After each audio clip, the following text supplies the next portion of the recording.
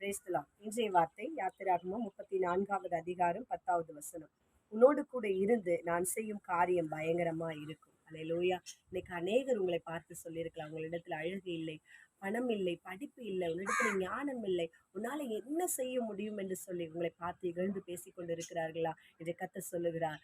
அவர்களுக்கு முன்பதாக கர்த்தர் உங்களோடு கூட இருந்து அவர் பயங்கரமான காரியங்களை அவர் செய்வார். அல்லேலூயா.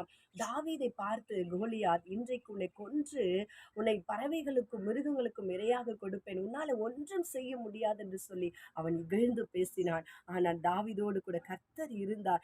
யாரும் எதிர்பார்க்காத அளவிற்கு கர்த்தர் தாவீதோடு கூட இருந்து பயங்கரமான காரியத்தை கர்த்தர் செய்தார். எல்லாரும் ஆச்சரியப்பட்டார்கள். இன்றைக்கு உங்களை பார்த்து கர்த்தர் சொல்லுகிறார், எல்லாரும் ஆச்சரியப்படத்தக்கதாய், ஆச்சரியப்படும் விதமாய் ஆண்டவர் உங்களோடு கூட இருந்து அவர் செய்ய போற காரியம் பயங்கரமாய் இருக்க போகிறது. அல்லேலூயா. கர்த்தர் தாமே உங்களை ஆசீர்வதிப்பாராக. ஆமென்.